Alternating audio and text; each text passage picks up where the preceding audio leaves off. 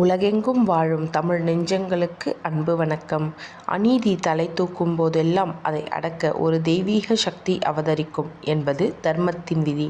அந்த வகையில் தேவர்களின் துயரம் துடைக்க சிவபெருமானின் நெற்றிக்கண்ணில் இருந்து உதித்த ஞானக்குழந்தையே தமிழ் கடவுள் முருகப்பெருமான். இன்று நாம் அசுரர்களின் ஆதிக்கத்தில் இருந்து உலகம் எப்படி மீட்கப்பட்டது என்பதையும் முருகனின் அவதார ரகசியத்தையும் விரிவாக காணப்போகிறோம். புராணங்களின்படி காஸ்யப முனிவருக்கும் மாயைக்கும் பிறந்தவர்களில் சூரபத்மன், சிங்கமுகன் மற்றும் தாரகாசூரன் இவர்கள் மூவரும் சிவபெருமானை குறித்து பல ஆயிரம் ஆண்டுகள் கடும் தவம் புரிந்தனர். அவர்களின் தவத்திற்கு மெச்சிய ஈசன் சிவ அம்சத்தை தவிர வேறு யாராலும் உங்களுக்கு அழிவு நேராது என்ற வரத்தை அளித்தார். இந்த வரம் அவர்களுக்கு ஆணவத்தை கொடுத்தது.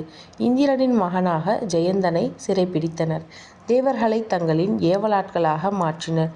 பூலோகம் எங்கும் அநீதி தாண்டவமாடியது. தர்மம் அழியும் நிலையில் இருந்தபோது தேவர்கள் அனைவரும் பிரம்மா மற்றும் விஷ்ணுவின் ஆலோசனையின்படி கைலாயம் நோக்கி பயணித்தனர்.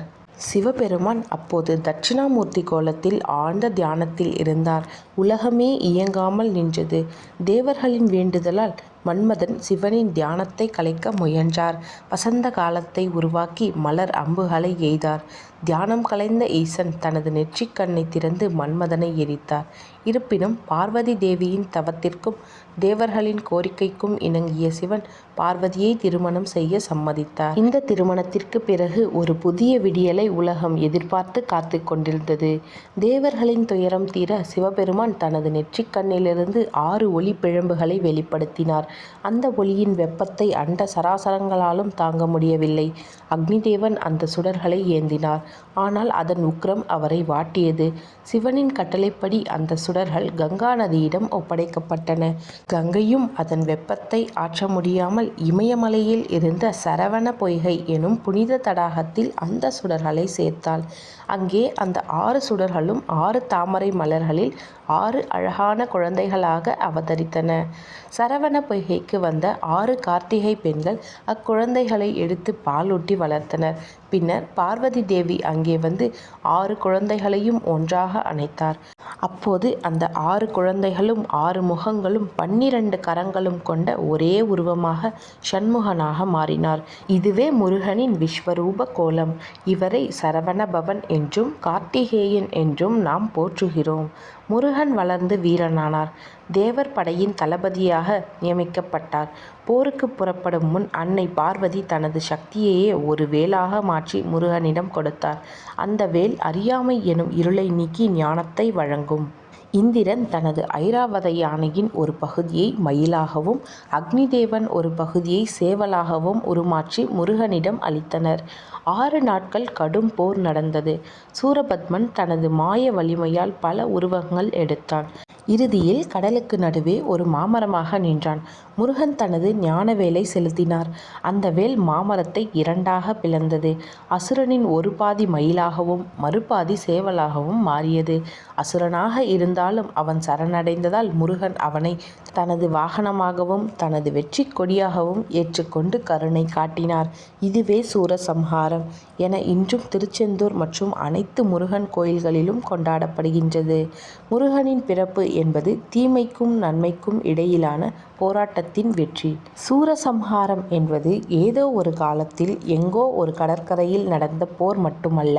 அது ஒவ்வொரு மனிதனின் மனதிற்குள்ளும் ஒவ்வொரு கணமும் நடந்து கொண்டிருக்கும் ஒரு மகா யுத்தம். சூரபத்மன் என்பவன் வேறு யாருமல்ல, நமக்குள் இருக்கும் நான் என்கின்ற அகங்காரம்தான். அந்த அகங்காரம் தலை தூக்கும் போது நம்மிடம் இருக்கும் தெய்வீக பண்புகள் சிறைப்பிடிக்கப்படுகின்றன. அந்த அகங்காரத்தை வேறறுக்க ஞானம் என்கின்ற வேல் தேவை. அறிவு வேறு, ஞானம் வேறு. புத்தகங்கள் தருவது அறிவு, ஆனால் இறைவனை உணரச் செய்வது ஞானம். அந்த ஞானவேல் பாயும்போதுதான் இருள் விலகி ஒளி பிறக்கிறது. இந்த வரலாற்றின் மிக உன்னதமான பகுதி எது தெரியுமா? அசுரனை அழித்த பின்பும் அவனை தூக்கி எறியாமல் ஒரு பாதியை தனக்கு கீழாகவும் மறுபாதியை தனக்கு மேலாகவும் முருகன் மாற்றிக்கொண்டதுதான். தீயவர்களையும் திருத்தி ஆட்கொள்ளும் அந்த பெரும் கருணைதான் முருக தத்துவம். தவறு செய்தவனை தண்டிப்பதை விட அவனை திருத்தி நல்வழிப்படுத்துவதே உண்மையான வெற்றி என்பதை இது உணர்த்துகிறது.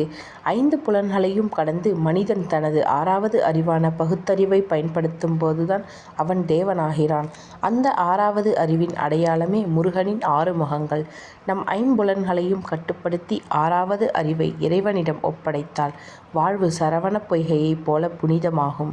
வாழ்க்கையில் சோதனைகள் வரும்போது தடைகள் அசுரர்களாக உருவெடுத்து நம்மை பயமுறுத்தும் போதெல்லாம் நாம் கையில் எடுக்க வேண்டியது நம்பிக்கை எனும் வேல்.